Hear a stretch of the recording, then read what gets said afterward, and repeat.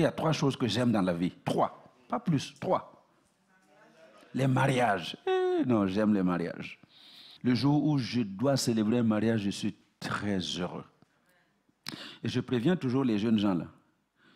Si vous planifiez de divorcer, ne m'appelez pas à votre mariage. Parce que je ne marie personne pour qu'il divorce. Et puis les gens, ah oui, pasteur. Voilà, donc les mariages. Ensuite, les baptêmes. Les baptêmes. Et d'ailleurs, on va faire les baptêmes bientôt. Bientôt. Il y a quelques candidats. Si vous avez été jaloux parce que nous, on a mangé le pain et le vin, là, vous n'avez pas goûté, vous vous dites, non, non, non, non, ça, moi aussi, je dois manger. Eh bien, faites-vous baptiser. Inscrivez-vous, le pasteur des baptêmes est là. Voyez-le après le culte, donnez votre nom, et puis on va vous baptiser très bientôt. Et puis, 3e chose, présentation des bébés. Parce que quand je marie les gens, je veux qu'ils aient des bébés. Et j'ai la joie cet après-midi de présenter c'est le 3e bébé? Julian, non, viens mon fils, tu es un bon, un vrai. Viens, avec Karine.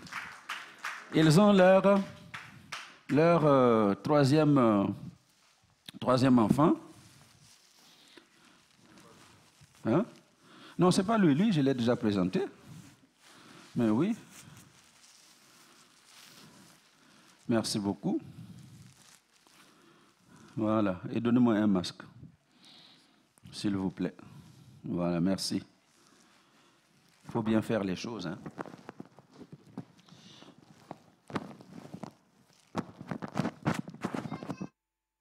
Beaucoup de gens ne font plus tout ça. Hein. Endroit où les gens ne mettent même plus de masque. Vous vous rappelez le dernier mariage qu'on a fait ici? Tous les mindés là sont arrivés sans masque. Hein?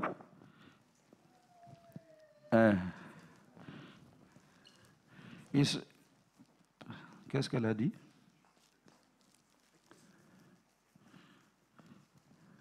Alors, les gens sont venus sans masque. Et ils étaient surpris qu'à l'église, nous, on mette encore des masques. Vous savez quoi? Nous, on doit continuer de mettre les masques. Parce que là où les gens font et n'ont pas de problème, si nous, on les imite, on va avoir un problème. Et on va vous dire, oui, Covid s'est déclaré à l'église. Non, non, non, ça, ce n'est pas ici. Donc, gardez votre masque encore. Voilà. Et puis, on va se protéger au maximum. Nous faisons ce que, humainement parlant, nous pouvons faire. Et ce que nous ne pouvons pas faire, Dieu le fera. Porter un masque, on sait le faire. Se désinfecter les mains, on sait le faire. Voilà. Le reste, nous laissons entre les mains de Dieu. Élim. Élim. Vous savez ce que ça veut dire, Élim? Hein? Non. Source d'eau. Palmier. Abondance. Quand les enfants d'Israël sont sortis de la mer Rouge, ils ont été d'abord à Mara. Mara, les eaux amères. Et puis, quelque temps après, ils sont allés à Élim. Et à Élim, il y avait 12 sources d'eau et 70 palmiers. C'est le lieu de l'abondance. Julian, vous avez l'abondance avec vous. Ah, Élim. Élim apporte l'abondance dans votre maison. Hein? Et c'est vrai, vous allez voir. Des choses que vous n'avez pas eues jusqu'à présent, il va vous donner la grâce de vous les avoir parce que Dieu l'a amené avec la grâce de l'abondance. Lui-même, il est content. Hein? Amen. Voilà. Donc, vraiment, je suis très fier de toi. Hein? Il reste la 4e fille, après je ne vous dérange plus. 2 filles. Hein? J'avais dit 2 filles, 2 garçons. Ah ben donc, ça va être 3 garçons, 3 filles.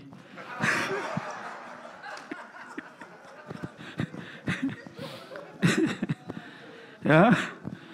Et alors, et Mwambouyi, hein, la maman de Karine, intercesseuse. Vous pouvez venir, viens, intercesseuse, avec un papa. Venez à côté de moi. Venez. Voilà. Oui. Oui. Donc, vous voyez cette maman-là, c'est une femme qui prie beaucoup. Et je me rappelle que le jour où elle est venue ici, mets-toi juste à côté, on priait pour les bébés. Et je lui ai demandé de prier pour une femme. Et quelques temps après, la femme était enceinte. Alors donc aujourd'hui, comme elle est là, elle a la grâce de la fécondité. Vous êtes combien? 10. La maman là, elle a fait 10. Vous la voyez? Et elle est dedans. Et tu as la 40e. Hein? La 3e. Ça veut dire qu'avant elle là, il y a eu 2. 2 plus grands. Est-ce qu'elle a l'air d'une femme qui a 10 enfants? Non. Vous là ici, vous faites 2. C'est trop, pasteur.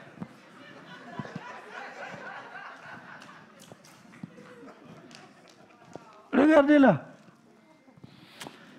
Voilà. Donc, les filles, là, je vais lui demander de prier.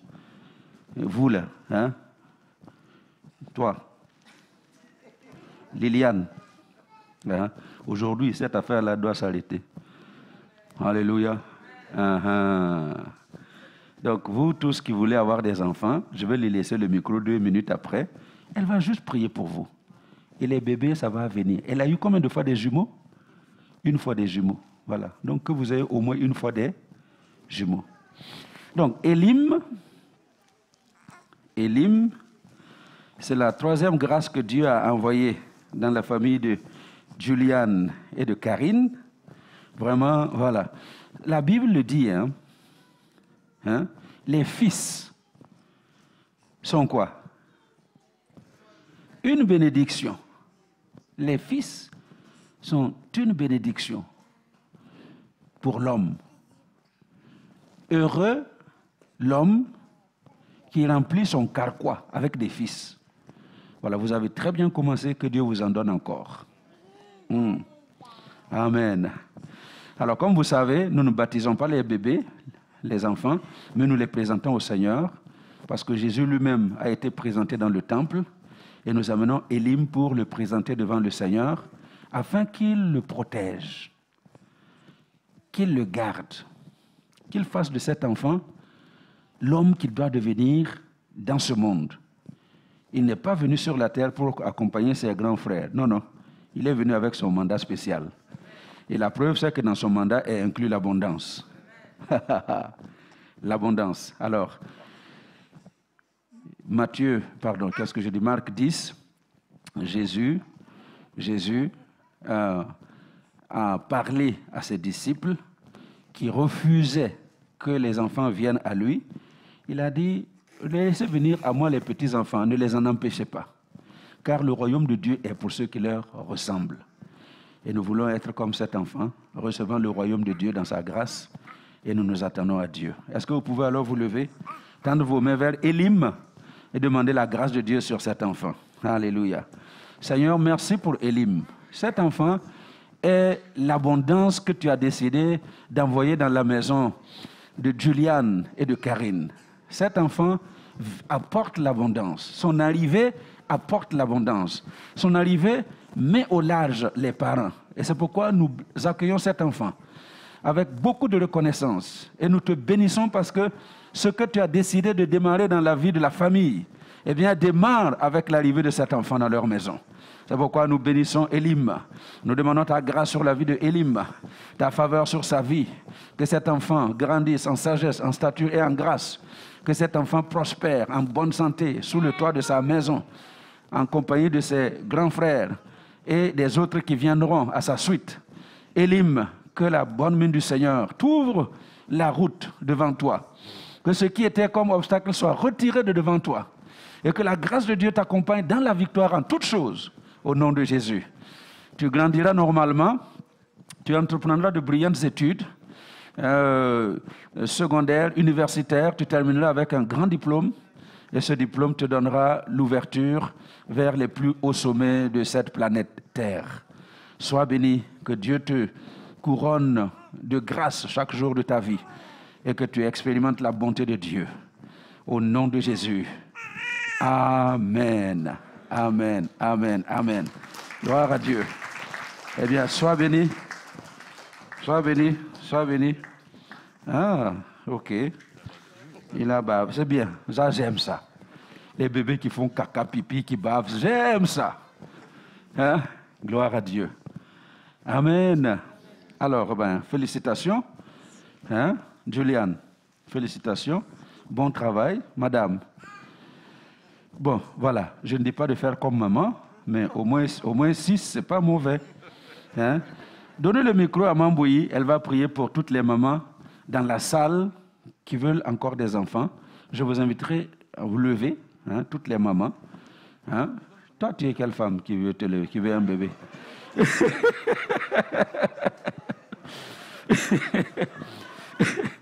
Voilà, si votre mari est à côté, levez-vous. Hein?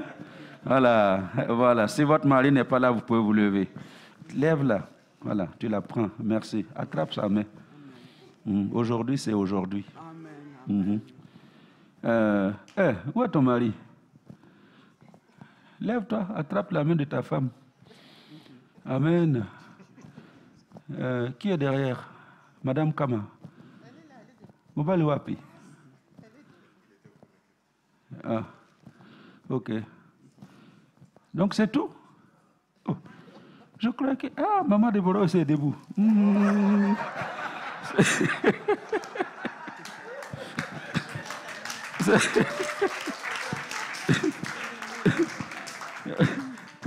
Un dernier pour la route, n'est-ce pas? Moi, je ne refuse pas. Hein? Mamie est enceinte.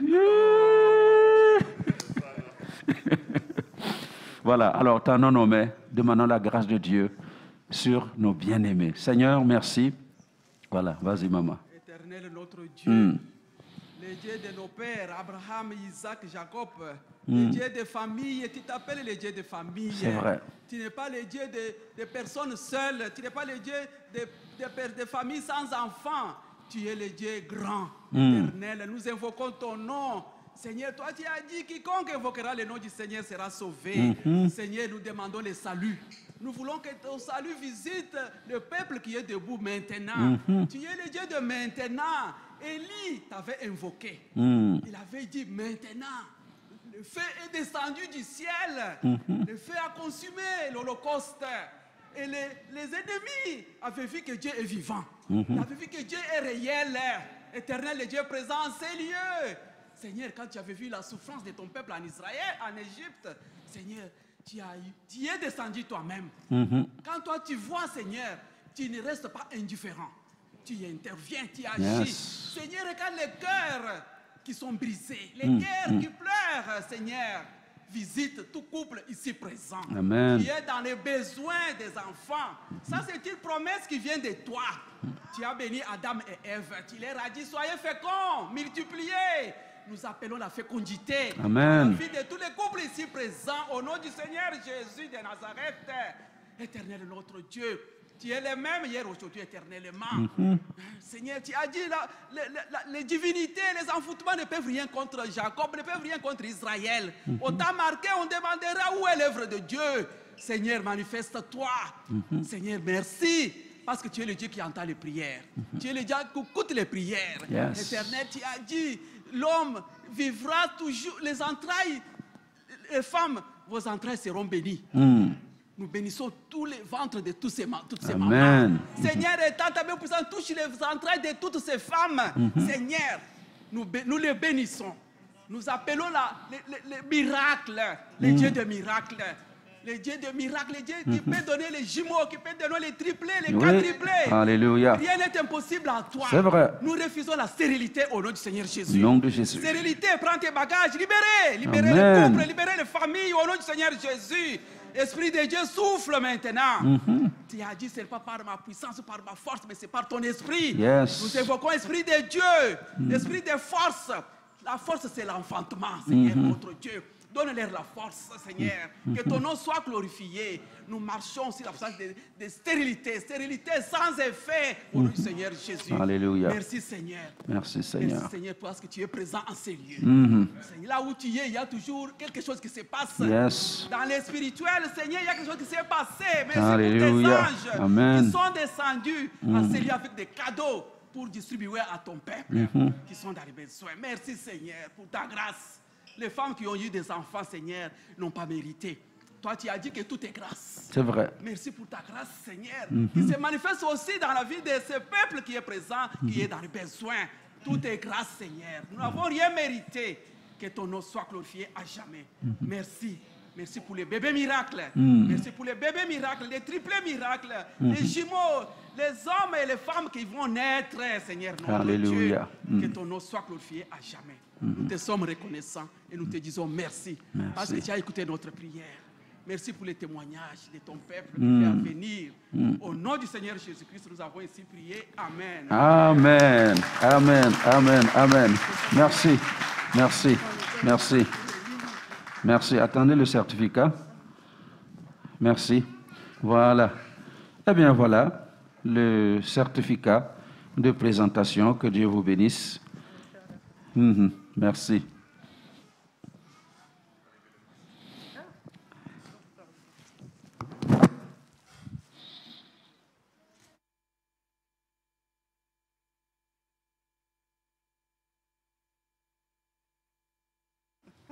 Merci. Alors, voilà. Donc, je voudrais juste... merci beaucoup. On a prié pour les bébés. Et puis, je vois la fumée qui sort de certaines têtes. Vous avez vu la fumée qui sort de certaines têtes, non? Vous n'avez pas vu? Il y a des gens, et ça fume. Ils se disent, mais... Bon, moi, je veux un bébé, mais je n'ai pas de mari. Hein? Je n'ai pas de femme. Alors, que tous les célibataires... Que Dieu vous fasse la grâce de vous marier. Alléluia. Tout ce qu'il y a comme obstacle, que les obstacles se retirent de devant vous pour que vous puissiez vous marier, que vous ayez aussi des enfants que nous allons présenter. Donc, je vais d'abord vous marier et puis ensuite présenter vos enfants. Soyez bénis au nom de Jésus. Amen. Voilà. Nous avons eu la joie d'accueillir le pasteur Émile, le pasteur Esaïe qui sont venus de Ouagadougou. Si vous voulez vous lever pour que nous puissions les accueillir. Voilà, ils étaient là. Vendredi, ils ont conduit la réunion de prière. C'était une excellente réunion de prière. Ce matin, après la courte méditation que j'ai donnée, ils ont imposé les mains à ceux qui étaient là. Et je vais poursuivre dans cette petite méditation en un quart d'heure et je vais les inviter à vous imposer aussi la main. Parce que ce sont des hommes de prière.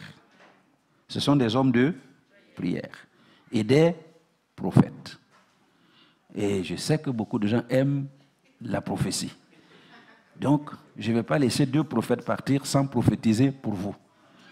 Donc, à la fin du culte, un va rester là-bas, l'autre va venir ici, et tous ceux qui veulent la prière, vous venez les voir, ils vont prier pour vous.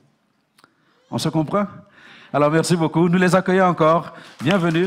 Que Dieu vous bénisse. Alléluia. Alors, écoutez. Donc, ce matin, j'ai commencé à expliquer un tout petit peu sur les fondements de notre bénédiction.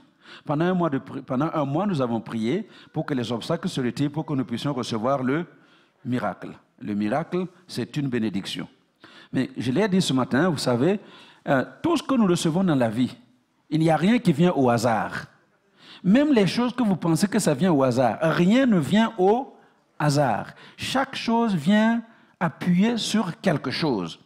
Il y a un fondement sur lequel les choses que nous recevons arrivent. Eh bien, de la même manière, notre bénédiction vient sur des fondements. Et cet après-midi, je vais vous laisser quelques fondements sur lesquels sont bâtis la bénédiction que Dieu nous donne. Genèse 49, versets 22 à 26. Genèse 49, versets 22 à 26. Rapidement, audiovisuel, suivez-moi promptement parce que je n'ai pas beaucoup de temps et je ne veux pas traîner. Ok, bon, voilà, excusez-moi. Je lis pour vous. Genèse 49, verset 22. Joseph est le rejeton d'un arbre fertile. Le rejeton d'un arbre fertile près d'une source. Les branches s'élèvent au-dessus de la muraille. Ils l'ont provoqué. Ils ont lancé des traits. Les archers l'ont poursuivi de leur haine. Mais son arc est demeuré ferme et ses mains ont été fortifiées par les mains du puissant de Jacob. Il est ainsi devenu le berger, le rocher d'Israël. C'est l'œuvre du Dieu de ton Père qui t'aidera. C'est l'œuvre du Tout-Puissant qui te bénira des bénédictions des cieux en haut, des bénédictions des eaux en bas, des bénédictions des mamelles et du sein maternel. Les bénédictions de ton Père s'élèvent au-dessus des bénédictions de mes pères, jusqu'à la cime des collines éternelles, qu'elles soient sur la tête de Joseph, sur le sommet de la tête du prince de ses frères. Amen. Alléluia. Alors, donc, avec ce texte-là, je vous ai expliqué ce matin qu'il y a des fondements. Notre bénédiction vient sur des fondements solides. Et j'ai parlé de 4 bénédictions, mais j'ai développé 2. Je vais juste les citer et je vous donne les 2 autres comme ça. Le dimanche 3 octobre, on a eu au moins les gros points sur les fondements de notre bénédiction. Le premier fondement sur lequel se tient la bénédiction de l'enfant de Dieu, c'est ceux qui étaient là ce matin, notre identité divine. Nous avons une identité. Quand on parle de carte d'identité, donc vous avez l'identité qu'on doit imprimer sur une carte. Donc l'enfant de Dieu a aussi son identité qui est imprimée sur une carte. Est-ce que tu as ta carte d'identité spirituelle? Demande à ton voisin. Est-ce que tu as ta carte d'identité spirituelle? Il y a des gens qui se baladent là sans papier dans le royaume de Dieu. Il y a des sans-papiers. Ils se baladent. Ils n'ont même pas de carte d'identité spirituelle. Mais Dieu parle à Joseph par la bouche de son père pour dire que la bénédiction que ton père, Jacob, va libérer, elle s'appuie sur des fondements solides. Ça ne vient pas de nulle part. Premier fondement, c'est le nom que sa mère lui a donné, Joseph. Joseph veut littéralement dire celui qui multiplie. Genèse 30,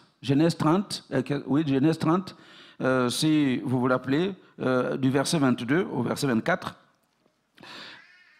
Rachel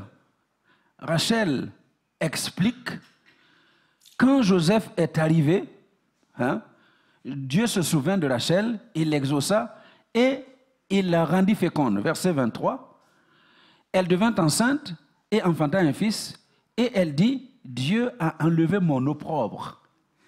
L'opprobre, c'est la honte. Dieu a enlevé sa honte. Il y a des gens qui n'osent même pas sortir dans la ville parce qu'ils ont honte. Ils ont honte de leur situation, ils ont honte de leurs conditions, ils ont honte du lieu où ils vivent. Il y a des gens qui n'osent même pas sortir de leur maison. Ils doivent sortir en cachette pour qu'on ne voit pas que tu habites là ou tu habites là. Dieu dit cet après-midi que la honte, il va la retirer. Le Joseph va arriver dans ta vie. Ton Joseph va descendre dans ta vie. Il a enlevé mon opprobre. Et elle continue, verset 24, elle dit, elle lui donna le nom de Joseph, en disant, l'Éternel m'ajoute un autre fils. Est-ce que vous vous imaginez? Vous avez un enfant qui arrive, et vous ne l'appelez pas Pascal, vous ne l'appelez pas Matthieu, vous ne l'appelez pas Paul, vous dites, l'Éternel va m'ajouter encore un autre fils. Parce que Joseph, c'est ça. L'Éternel qui ajoutera. L'Éternel qui va multiplier, l'Éternel qui va te permettre d'augmenter. Et c'est une première base pour que nous recevions la bénédiction qui vient de Dieu. Parce que nous sommes le peuple que Dieu multiplie. Tu es l'homme que Dieu a décidé de multiplier. Ça veut dire que tout ce que tu touches, Dieu le multiplie. Si tu entres dans les affaires, Dieu multiplie. Si tu entres dans un travail, Dieu augmente. En sorte que tu peux commencer au sous-sol et te retrouver au sommet. Et c'est ma prière pour les jeunes, les hommes, les femmes de El Shaddai. Que là où vous avez commencé, le Seigneur vous fasse monter et monter et monter encore plus haut jusqu'au jour où nous sommes tellement montés auprès de notre Dieu qu'on va rester avec lui. Donc, première chose, dans notre identité, c'est le nom, Joseph. tu es un multiplicateur. Dis à ton voisin, tu es un multiplicateur. Ah non, tu es un multiplicateur. Tout ce que tu touches là, ça doit multiplier. Alléluia. Et parce que tu es le multiplicateur, tout ce que Dieu te donne, tu multiplies. Deuxièmement, il dit, Jacob, explique à Joseph. Hein? Donc, tu t'appelles Joseph. Et tu es le rejeton. Le rejeton. En fait, pour ceux qui connaissent un peu l'hébreu, le terme rejeton d'un arbre facile, littéralement, tu es un fils d'un arbre facile, fertile. Le rejeton d'un arbre fertile, tu es le fils d'un arbre fertile. Nous sommes fils d'un arbre fertile. Alléluia.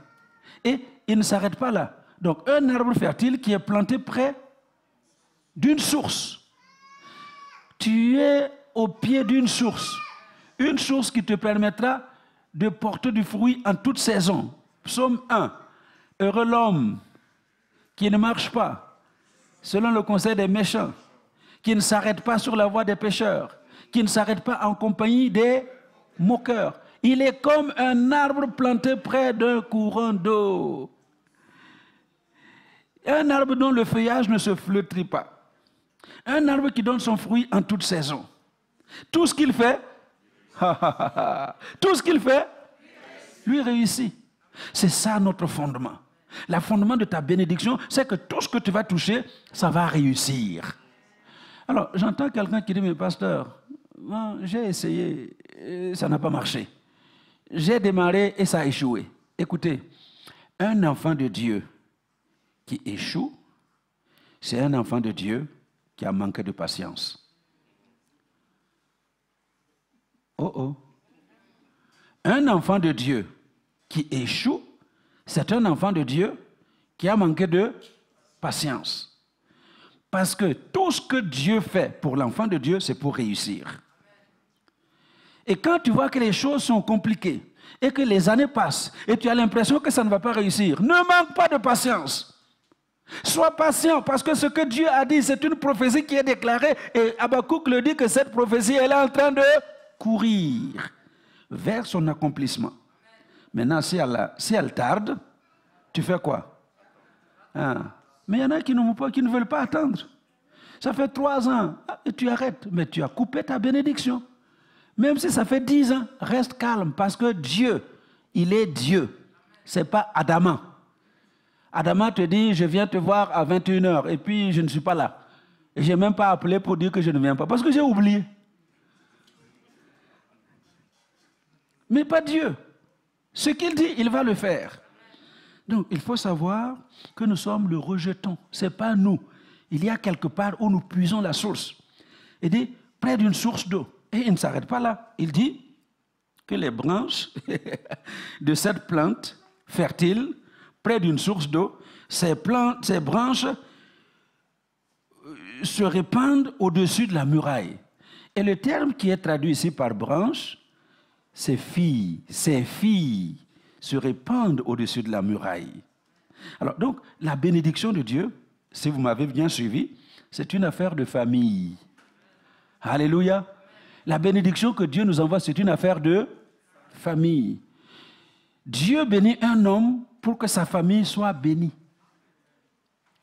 Il a béni Abraham et la famille d'Abraham a été bénie. Donc toi, comme tu es là, Dieu te bénit pour que tes filles et tes fils soient bénis à ta suite. C'est un fondement spirituel extraordinaire. Notre identité en Christ. Alors, deuxième chose que j'ai développée encore ce matin, quel est le deuxième fondement sur lequel sont bâties nos bénédictions? Le deuxième fondement, c'est notre réaction face à l'adversité. Comment nous réagissons face à l'adversité? Dieu va se servir de notre façon de réagir face à ceux qui s'opposent à nous pour pouvoir nous accorder la bénédiction. Dans le verset 23 et 24, nous voyons que la Bible nous parle d'archers. Joseph a été confronté à des archers. Ils ont bandé leurs arcs. et ils ont lancé des flèches contre Joseph. Et j'ai parlé de ces 3 types d'archers qui ont lancé des flèches sur Joseph, ses frères.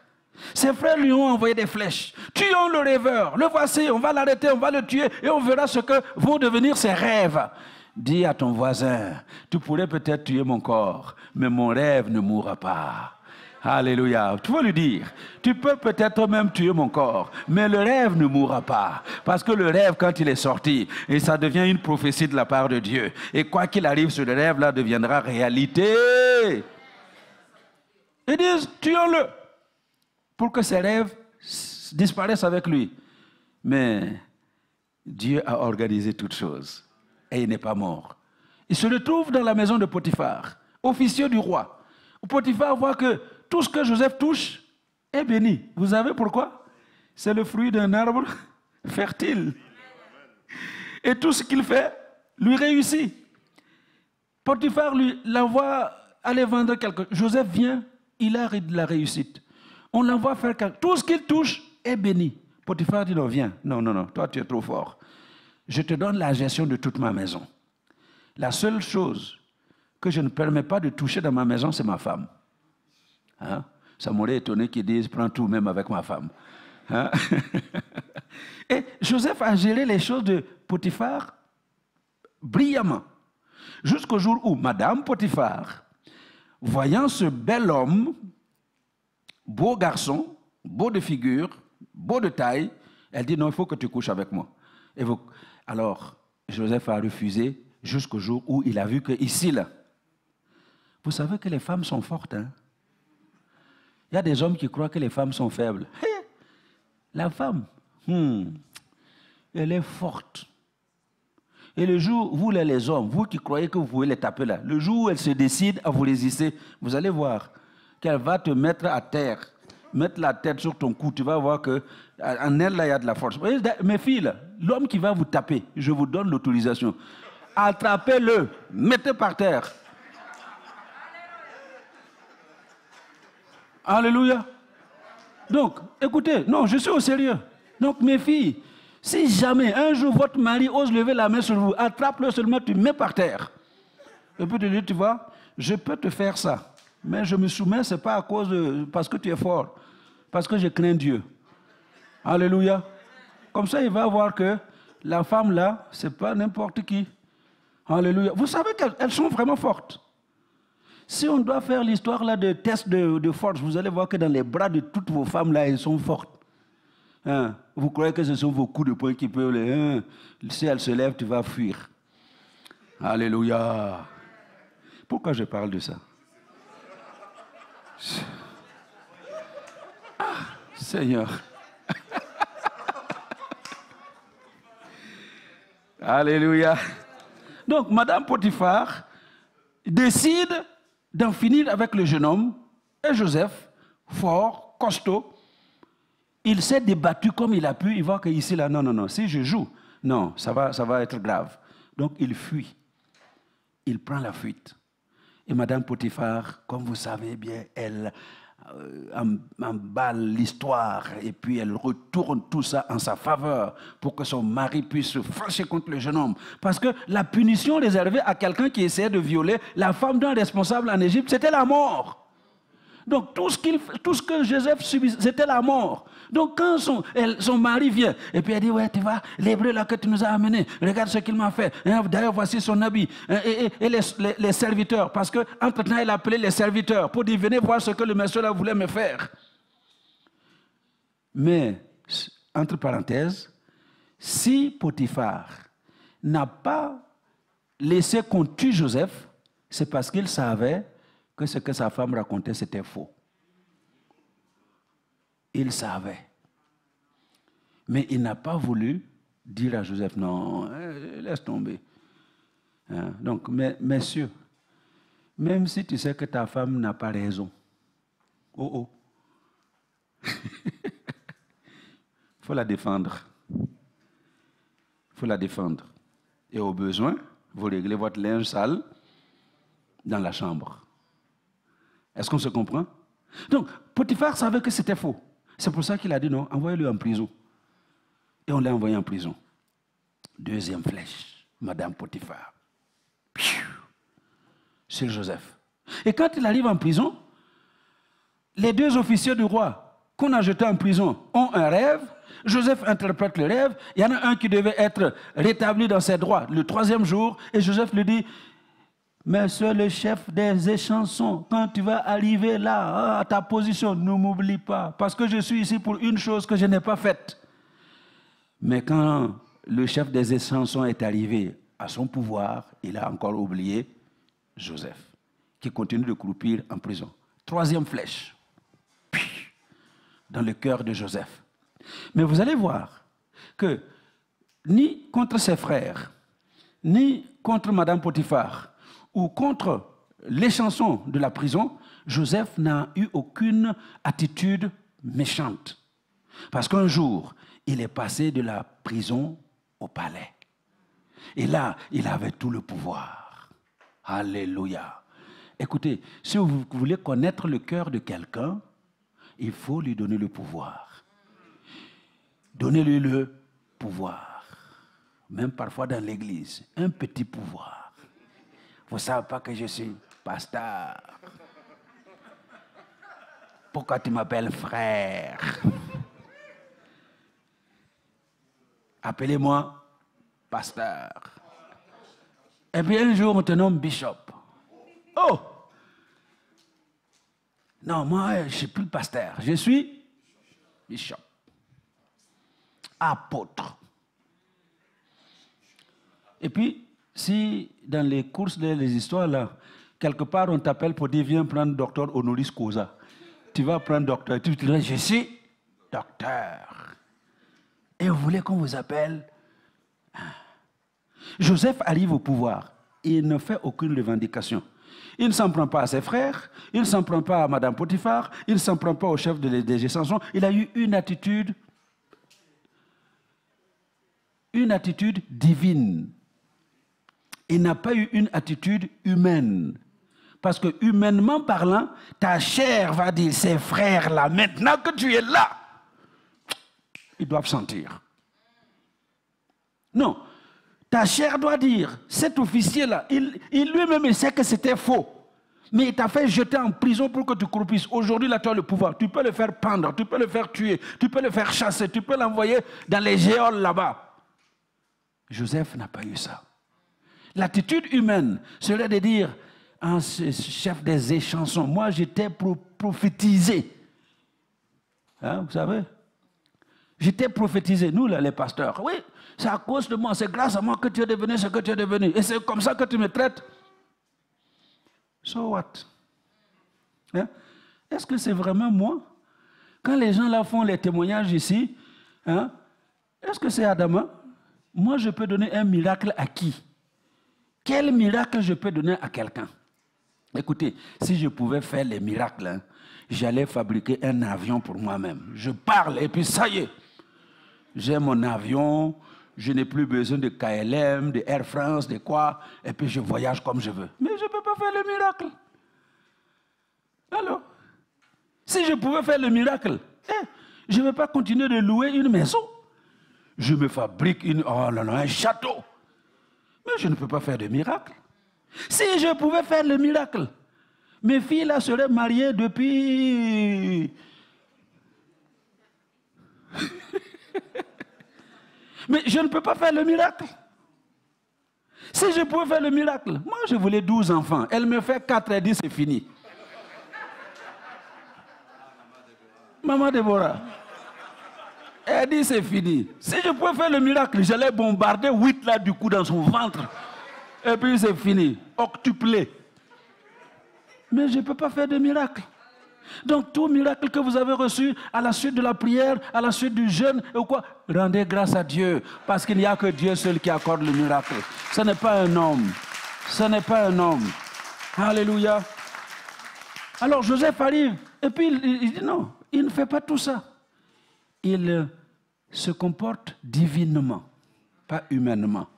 Et à cause de ce comportement divin, Dieu a pu déverser des bénédictions sur la vie de Joseph. Mais toi, tu te comportes humainement. Quelqu'un t'a regardé, tu as vu comment il m'a regardé? Après, tu viens, alléluia, Seigneur. Zéro. Et puis tu vas dire, non, j'ai prié, j'ai fait, Dieu n'a pas répondu. Non, règle d'abord ta vie. Comporte-toi divinement. Et laisse Dieu te toucher divinement. Maintenant, toi, tu te comportes humainement. Tu veux que Dieu vienne toucher l'humain. Ça ne marche pas. Est-ce qu'on se comprend? Bon, en principe, je devais arrêter. Hein. Je fais quoi? Qui a dit qu'on continue?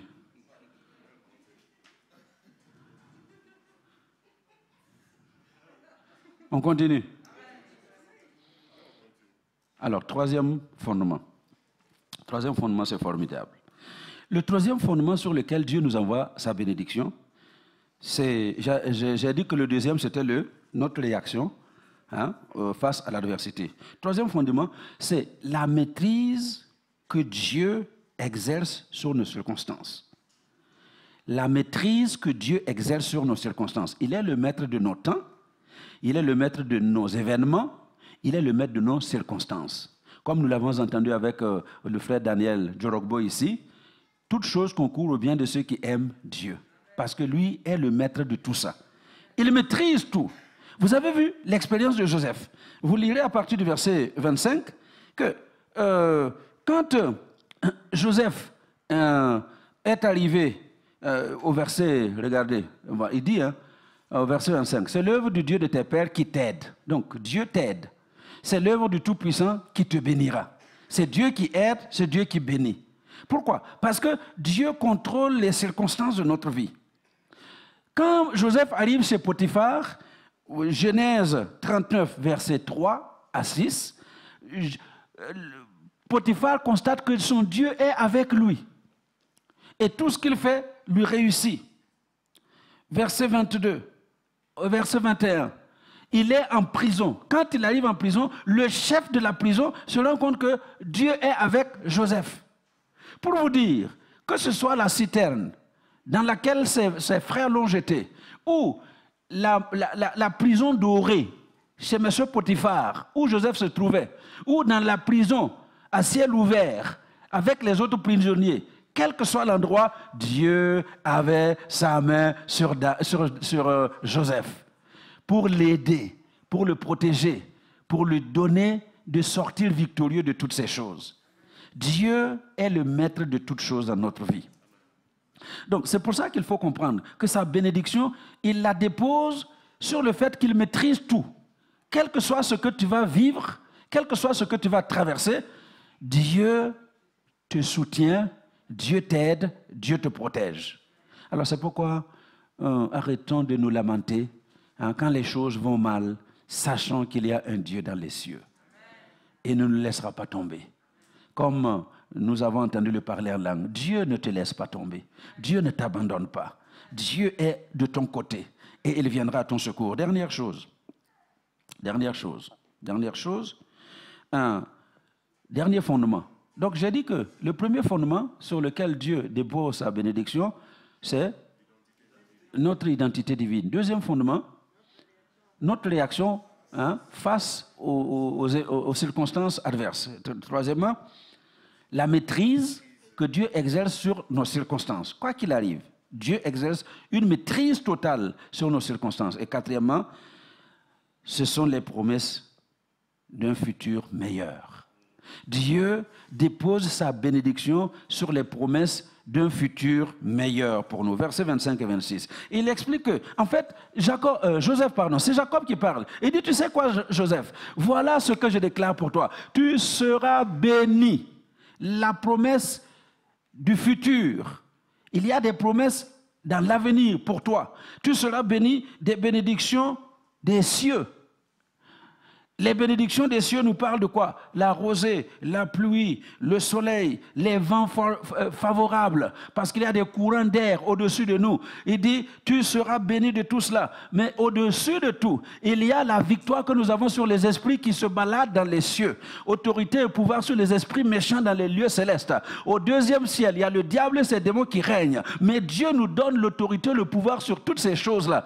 Il dit, tu seras béni des bénédictions des cieux en haut. Et puis deuxièmement, tu seras béni des bénédictions de la terre. Les bénédictions de la terre, ce sont les minéraux que nous avons dans le sous-sol. Le pétrole, le coltan, citez-moi tout ce que vous connaissez. Hein? L'or, l'argent, tout ce qu'il y a dans le sous-sol. Dieu nous a bénis avec ces bénédictions-là.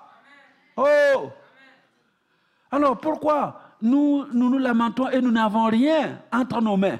Eh bien, il est temps que le peuple de Dieu se réveille pour saisir ces bénédictions d'en bas que Dieu a préparées pour nous. Les bénédictions d'en bas, ultimement, nous parlent de la victoire que nous avons obtenue dans les profondeurs de la terre. La Bible dit que quand Jésus est mort, eh bien, il est descendu jusqu'aux régions inférieures de la terre. Et quand il est descendu là-bas, c'était pour proclamer aux démons, aux Hadès, à l'enfer, les gens qui étaient retenus, pour leur proclamer qu'il est vainqueur. Et la Bible dit qu'il a ramené des captifs. Et il a donné, avec de ces captifs qu'il a ramenés, il a fait des apôtres, il a fait des prophètes, il a fait des pasteurs, il a fait des enseignants, il a amené des évangélistes, pour que sur la terre, nous ayons des hommes et des femmes qui nous conduisent vers Dieu. Alléluia. Nous avons la victoire sur toutes ces choses. Et plus que tout, il est entré dans le séjour de la mort. Là où tout le monde a peur, personne ne veut mourir. Jésus est entré dedans.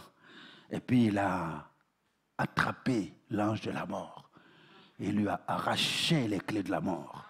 Il lui a arraché les clés du séjour de la mort. Et il est sorti en triomphateur pour dire à toi et à moi que nous avons ce pouvoir-là. Nous sommes bénis de toutes les bénédictions d'en bas. Et puis, il continue, nous sommes bénis des bénédictions de la mamelle, des bénédictions du sein maternel. Vous voyez, le sein maternel d'une femme, c'est quoi? Ça produit le lait. Dieu nous donne du lait spirituel. Il nous a abondamment bénis avec du lait spirituel. Le lait qui te fait croître. Les hommes fabriquent des laits de croissance, mais notre lait spirituel, il est extraordinaire. Nous avons le lait de la parole de Dieu qui nous a fait grandir jusqu'à ce que nous soyons des hommes faits, capables de manger maintenant de la viande. Nana parlait de son action chèvre. Maintenant, nous ne buvons plus que du lait, nous mangeons même la chèvre. Nous mangeons du mouton. Nous mangeons des bœufs, nous mangeons le cheval, nous mangeons tout. Parce que le lait de la parole de Dieu nous a fait grandir. Alléluia. Est-ce que vous m'entendez cet après-midi? Eh bien, il parle de la bénédiction des pères. C'est une bénédiction abondante. Alléluia. Dieu nous bénit d'une bénédiction universelle. Et je termine avec ceci. Donc Dieu nous bénit d'une bénédiction universelle. Dans les cieux, sur la terre, sous la terre, et dans l'univers créé, Dieu nous donne des bénédictions. Et pour que nous comprenions que la capacité de multiplication que Dieu nous a donnée, eh bien, il parle au travers de la vie de Joseph. La lignée de Joseph a produit une postérité bénie. Alléluia. C'est de la lignée de Joseph que vous avez quelqu'un comme Josué. Josué vient de la tribu de Éphraïm. Hein? La lignée de Joseph. Joseph avait ses deux enfants, Éphraïm et Manassé. Et quelqu'un comme Josué, qui a libéré le peuple de Dieu, est venu de la tribu d'Éphraïm. Quelqu'un comme Déborah, la juge Déborah, est venue de la tribu d'Éphraïm. La seule femme juge qui a fonctionné dans l'Ancien Testament, elle est venue de la tribu d'Éphraïm. Quelqu'un comme Gédéon est venu de la tribu de Manassé.